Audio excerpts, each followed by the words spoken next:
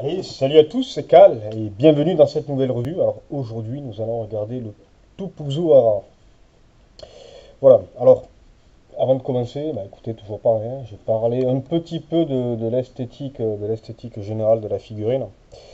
Première chose, c'est une très belle figurine pour plusieurs raisons. La première, c'est bien sûr la réalisation en elle-même de la figurine, donc tout ce qui est sculpture, détail, travail de recherche sur la peinture, sur la cohérence des transitions, sur les dégradés. Et ensuite, ce qui est exceptionnel sur cette figurine, c'est la pose qui a été choisie. On a l'habitude de voir des ptérosaures en plein vol. Là, c'est un ptérosaure qui est au sol et qui marche, et c'est très intéressant parce que bon, c'est en étudiant des empreintes de ptérosaures comment il se déplaçait. Et je trouve que sur cette figurine-là, on a tout à fait réussi à retranscrire ce qu'aurait donné la démarche de l'animal au sol. Donc honnêtement, c'est une réussite et je les encourage finalement à faire ça, pas que Papo, hein, toutes les marques qui font de la figurine de dinosaures, hein, je les encourage à se lancer dans des ptérosaures, non pas volants, mais marchants, tout simplement, quoi. Alors, on va regarder la figurine un peu plus en détail. Alors, au niveau de la tête est vachement réussie avec cette espèce de liseré, même plus que liseré, hein, cette tache bleue autour de l'œil, la pupille étant jaune-orangé, enfin le blanc de l'œil étant jaune-orangé avec une pupille noire. Les détails sur le crâne sont bien faits, hein. Là on voit la narine notamment. La bouche a été sculptée, que ce soit au niveau du palais ou au niveau de la mâchoire inférieure. Donc on voit même la langue, c'est plutôt réussi, hein. Et puis la langue est dans une position dynamique, hein, donc bon, mis à part le fait que le ptérosaure a la bouche ouverte, mais la langue aussi suggère le cri qu'il est en train de pousser. Au niveau de la crête, le travail ça c'est fin, hein, c'est une crête qui est travaillée avec, on voit quelques petits points qui suggèrent la granularité, j'ai envie de dire, de la peau, avec quelques petites striures au niveau de la crête pour marquer le relief. Un gosier qui est finalement assez clair, hein, rose, je dirais une espèce de rose couleur, enfin c'est même pas du rose, c'est couleur chair, quoi. On retrouve un petit peu cette couleur au niveau de la mâchoire au niveau de la mâchoire supérieure. On retrouve aussi au niveau, je ne sais pas si on le verra bien peut-être sur la vidéo là, si on le voit un petit peu là, au niveau qui part, hein, à peu près au niveau de l'œil et qui arrive un petit peu en dessus de la narine. Un détail du crâne qui était moins compact, donc c'était une partie qui était plutôt rembourrée avec de la chair et de la peau.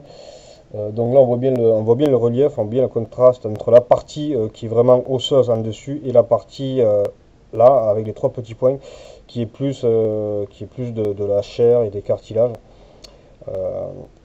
Il est vraiment très réussi au niveau de la figure, hein. Vu de face, c'est pareil, hein, une tête plutôt fine, donc ça respecte assez bien la morphologie du crâne de l'animal. Ensuite, au niveau du cou, bon, écoutez, le cou est plutôt bien fait, avec, comme je vous disais, bon, il y a quelques petites striures au niveau du gosier. Là aussi, au niveau de la décoloration, une couleur différente pour bien marquer la mâchoire inférieure.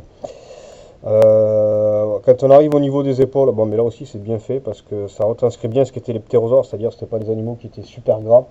Ils étaient quand même relativement maigres. A fortiori, bon, mais voilà, hein, c'était quand même étudier l'évolution, à étudier les choses, a fait les choses bien, hein, parce que c'est étudié vraiment pour voler et pour être le moins lourd possible, hein. Et donc de ce fait de consommer beaucoup moins d'énergie en vol, quoi. Alors, au niveau des omoplates, au niveau de l'épaule, c'est encore bien sculpté parce qu'on voit les os qui ressortent. Au niveau du bras, c'est pareil, hein, on voit les os du bras. là, à ce niveau, on voit la partie qui est recouverte par de la peau, donc c'est de la peau qui est tendue finalement entre les os du bras et le reste du corps. Mais c'est plutôt bien fait parce que c'est peint de couleurs différentes du bras, donc ça ressort assez bien. Au niveau des griffes, elles ont été peintes individuellement. Les doigts sur les griffes sont sculptés aussi, donc ça fait bien ressortir le relief. Au niveau de l'aile, bon, mais c'est une couleur un peu plus claire que le reste du corps.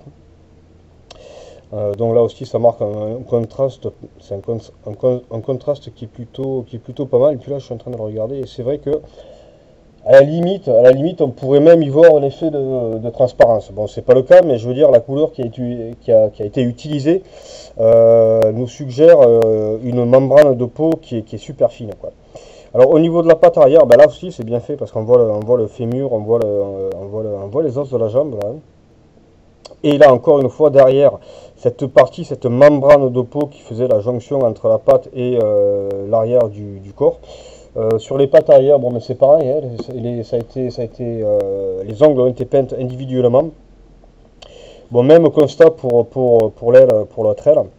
Le dessous de la bête c'est sculpté aussi, hein, c'est donc ces couleurs un peu similaires à ce que sont la couleur des ailes. On retrouve les détails au niveau de l'anatomie, donc c'est-à-dire les os de l'animal qui ressortent bien quand même par rapport au reste, donc la membrane. L'autre aile, c'est pareil, hein, là d'autant plus on voit bien à ce niveau-là le quatrième doigt qui sert de support à l'aile et à la membrane de peau. Donc là c'est d'autant plus flagrant là, quand on le regarde sous cet angle-là. Au niveau du dos, écoutez, c'est pareil, hein, là on retrouve la partie supérieure de la hanche, donc qui ressort bien aussi. Tout le long de l'animal, tout le long du dos, on retrouve la sculpture de la colonne vertébrale jusqu'à la fin, la petite queue. Donc les détails ressortent bien, c'est une très belle figurine. C'est un ptérosaure qui n'est pas énorme, hein, il n'est pas super grand, mais encore une fois, comme je le dis souvent, c'est pas la taille qui est gage de qualité, surtout avec Papou. Donc on va passer au niveau des mensurations, et au niveau mensuration, ça donne quoi? Donc au niveau de la tête, parce que c'est quand même la partie la plus haute du corps. Donc au niveau de la tête, on est à quelque chose qui fait à peu près 5,5. Et au niveau longueur, on est à quelque chose qui fait à peu près 7,5. Donc c'est une figurine qui est pas énorme, hein. Maintenant on va la comparer avec une autre figurine que j'avais déjà passée en revue dans la vidéo, c'est le Carnotaurus. Voilà. Donc là vous avez une vue du Carnotaurus avec le Tupouxora. Si je oriente la caméra comme ça ira mieux quand même. Voilà. Donc ça vous donne une petite idée de la taille de l'animal. Bon, mais encore une fois, c'est une figurine que je conseille parce qu'elle est très réussie et au-delà, encore une fois, de l'esthétique, des couleurs choisies, de la sculpture en elle-même, hein. Moi, ce qui m'impressionne le plus dans cette sculpture, enfin dans cette figurine, c'est la démarche qu'ils lui ont octroyée. Je trouve ça criant de vérité, quoi. C'est vraiment, voilà, moi j'ai vraiment l'impression d'avoir le ptérosaure qui vient de se poser qui est en train de marcher, quoi, tout simplement, quoi. Donc honnêtement, c'est une figurine que je conseille. Voilà, en plus des Tupouxora, il y en a, je crois même que c'est l'une des rares, hein. Il doit y en avoir 2 ou 3 de plus, et encore, je ne suis pas sûr. Mais bon, bref, c'est pas une figurine qui est souvent faite, parce que bien moins connu que les ptérodactyles, que les ptéranodons, les Quetzalcoatlus, les Tapejara, les Angera, mais elle a le mérite d'exister, donc voilà, je vous la conseille vivement. Eh bien, écoutez, c'est tout pour cette revue, et puis je vous dis écoutez, à la prochaine, c'est-à-dire incessamment sous peu, puisque je vais en tourner une autre dans la filée. Allez, ciao!